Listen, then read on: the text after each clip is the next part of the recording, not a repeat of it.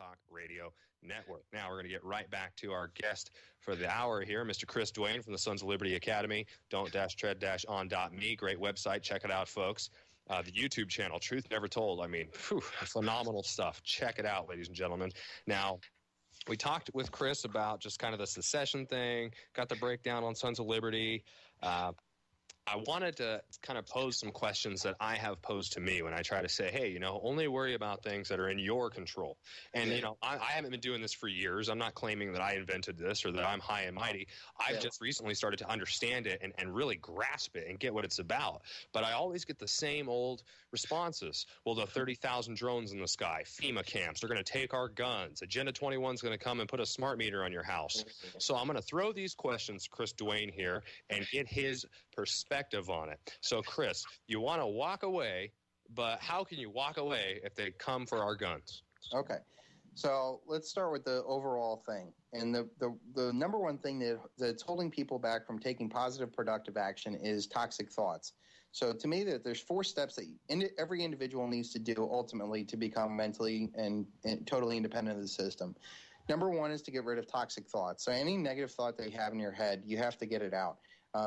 We are our own worst enemies. There's a quote that says, the most potent weapon of the oppressor is the mind of the oppressed. We are programmed to think negative thoughts and to think that we can't do anything, okay? Number 1, you got to get rid of toxic thoughts. Number 2, you got to get rid of the toxic relationships in your life. You know who they are. The people who call you, you hate, picking up the phone. You wonder if they're in a good mood or a bad mood. You got to cut those people off like like your life depends on it, because I can tell you what, after the dollar collapse, this is the last kind of people that you want in your life. And if you look up Dr. Hare's 14 Traits of a Psychopath, look at that and look at the toxic people in your life, and you have to understand that these people will never change. So you got to get rid of toxic relationships. The next step you got to do is get rid of toxic assets. Any paper asset that you own, stock, bond, insurance, pension plan, anything, the cash in your hands is a toxic asset, because it is a paper asset that there's counterparty risk and whose value is dependent upon another person paying. And when the debt-based currency collapses, all these paper assets will be worth nothing. The 4th step is to get rid of toxic paths in your life. So if you're working for a company that doesn't work for some military industrial complex, you work for Burger King, you work for Walmart, at some point you need to wean yourself off of that and bring up real skills that are going to be much more valuable in the next paradigm, because most of the jobs that are existing this paradigm while the dollar's up will not be worth anything in the next paradigm.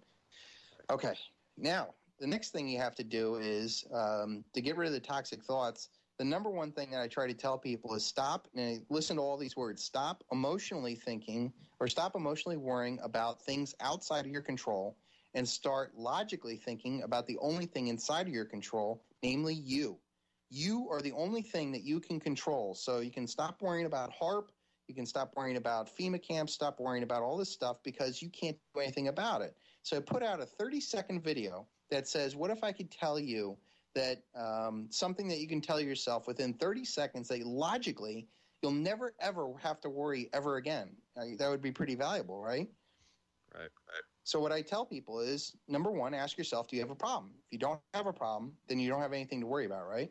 Right. If you do have a problem, the next question you have to ask, so that you're not just being oblivious and a head in the sand, you have to ask yourself, can I do something about this problem? If you can do something about this problem, then you don't have anything to worry about, do you? And if you can't do anything about this problem, then you don't have anything to worry about.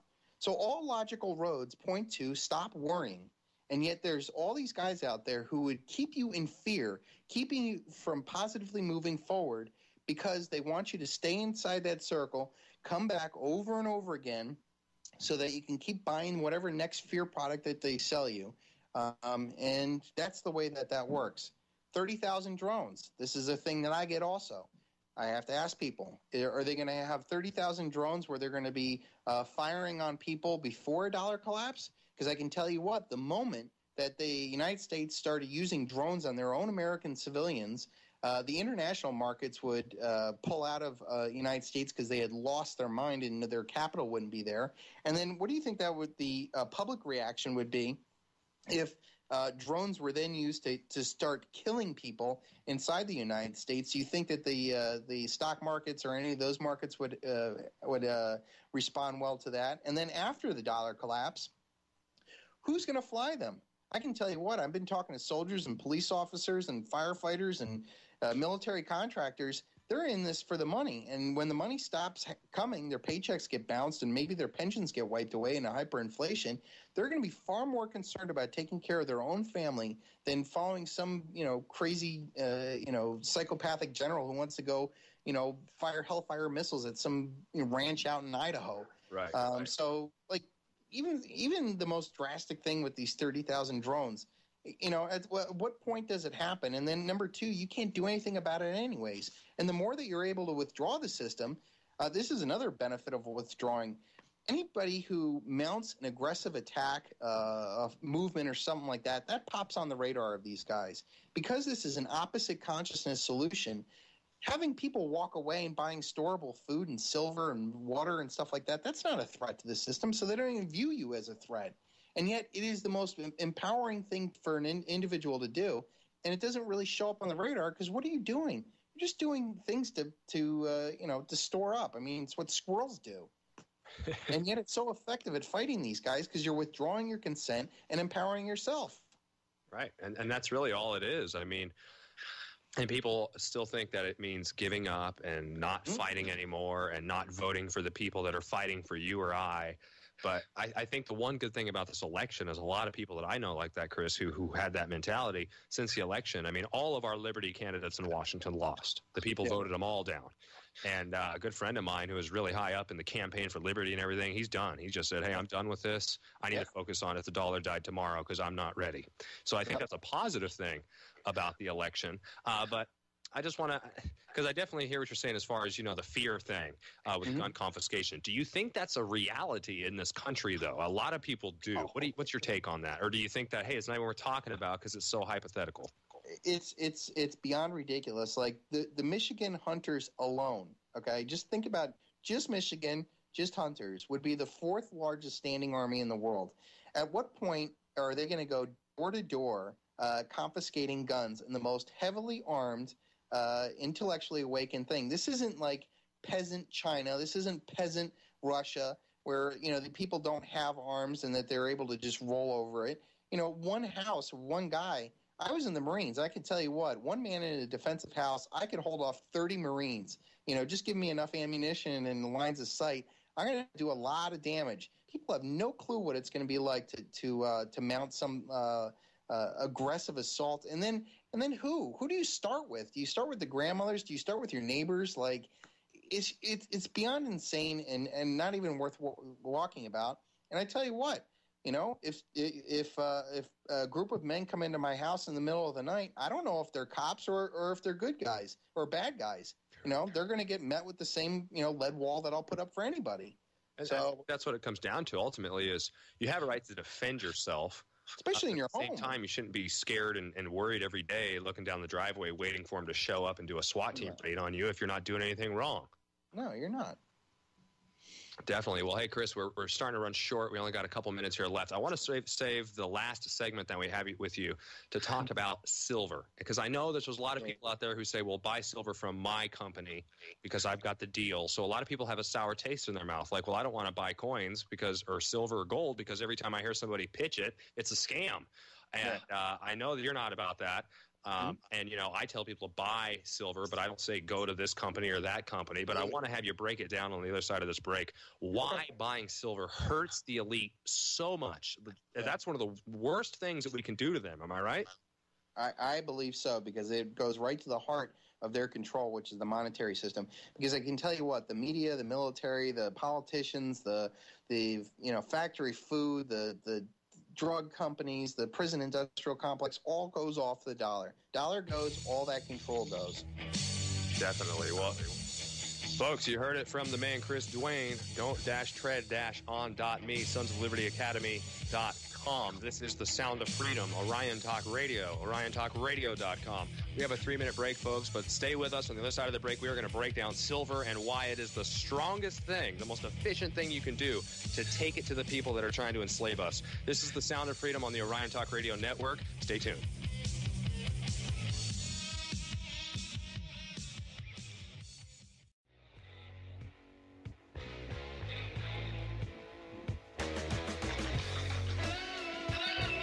This is the Sound of Freedom live on the Orion Talk Radio Network, 1650 AM, Tonawanda, New York. Thank you for joining us, folks. I'm your host, Ryan Brooks, and we have our last segment here with Mr. Chris Duane from the Sons of Liberty Academy, don't-tread-on.me. And we're going to break it down, silver, because I know there's a lot of people out there who get a sour taste in their mouth as soon as you start saying, hey, maybe you should invest in precious metals. So I'm just going to throw it right to you, Chris. Yeah. Why does buying silver hurt the powers that shouldn't be so much? I like that line. So I came up with this, originally it was an article, and it was read by 400,000 people, and this is back in February of 2011, so close to 2 years ago.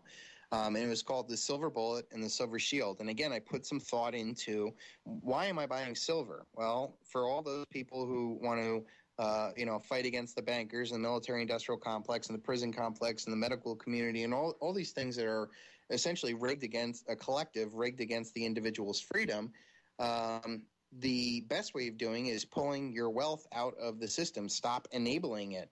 And that could be as simple as stop, buying Coca-Cola, or it could be as powerful as, emptying your stock account and your bond account and selling commercial real estate and buying physical silver. So it's, again, a twofold effort where we're pulling away, withdrawing, deleveraging the system, basically walking away from them, taking our power and giving it back to us. So what I try to tell people is, listen, these guys at the top, how do they do it? They sell a dream for us to sacrifice for some collective to empower the guys at the top.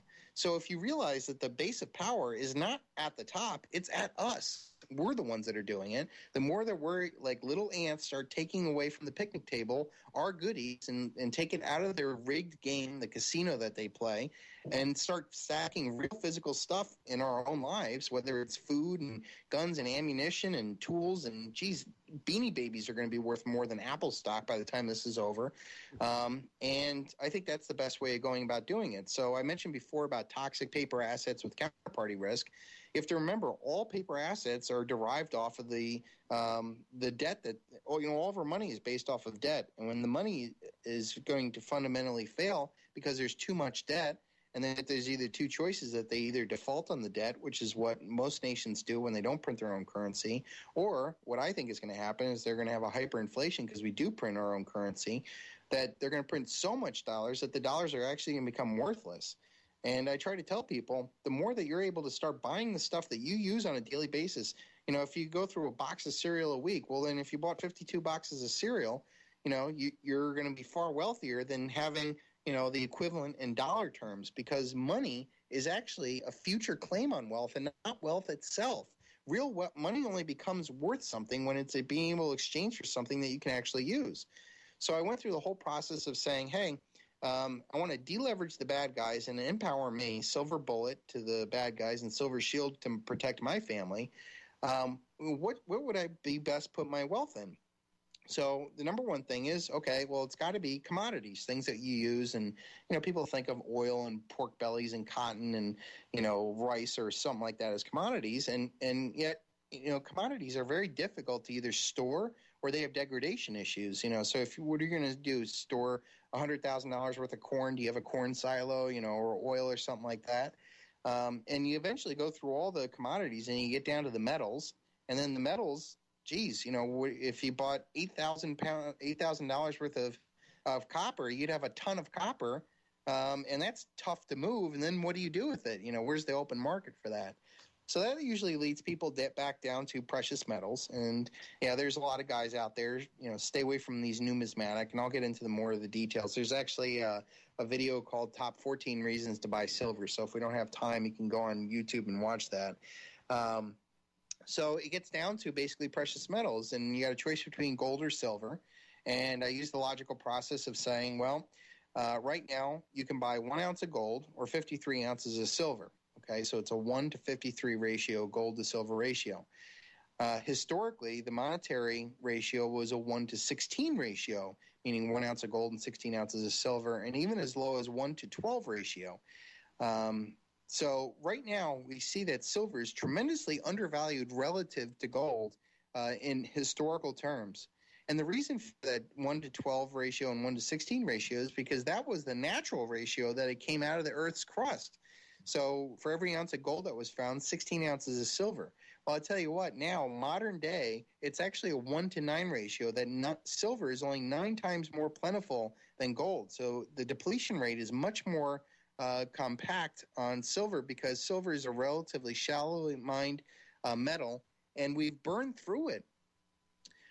So much so that if we just get back to this 1 to 9 natural ratio, which it comes out of the ground, I don't care what dollar price that the gold goes to, whether it's 5,000, 10,000, or quadrillions of dollars in a super bad hyperinflation, silver relative to gold will outperform gold 5 times at the very least, in my mind, from 1 to 53 to this 1 to 9 ratio. So I go, all right, well, it makes no sense owning anything else other than silver in terms of storing a lot of wealth. Now, before anybody buys any amount of silver, you better have a lot of food, a lot of water, and a lot of guns to hold yourself over the humanity's anger phase. But if you're looking to transfer some serious amount of wealth to the next paradigm, which is where this positive productive action is, and you can see that in the end of this video series called The Silver Bullet and the Silver Shield.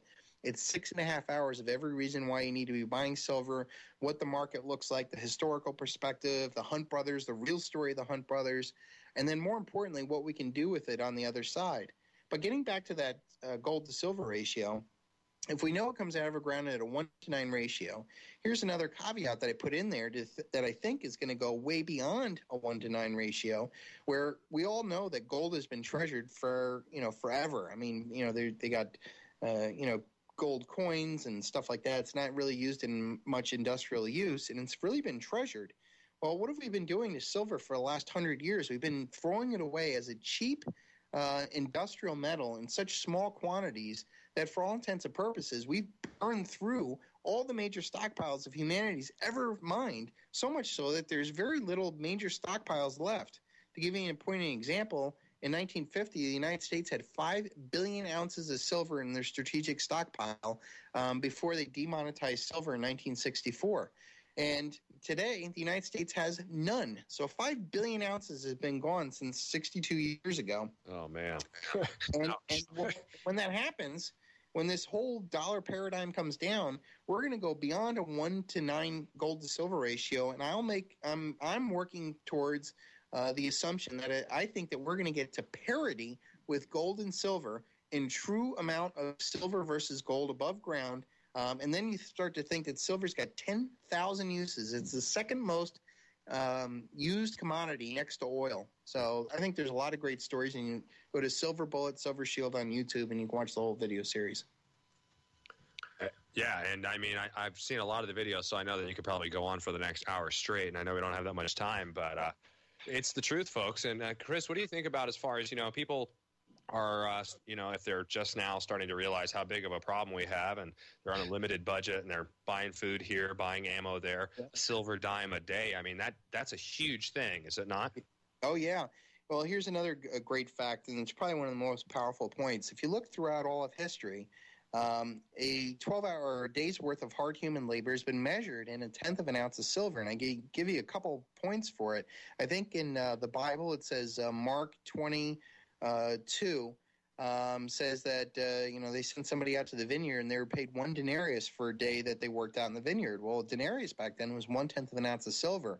In the rise and fall of the Roman Empire, Roman soldiers were paid 1 denarius per day for that they sold the Roman legion, which was 1/10 of an ounce of silver.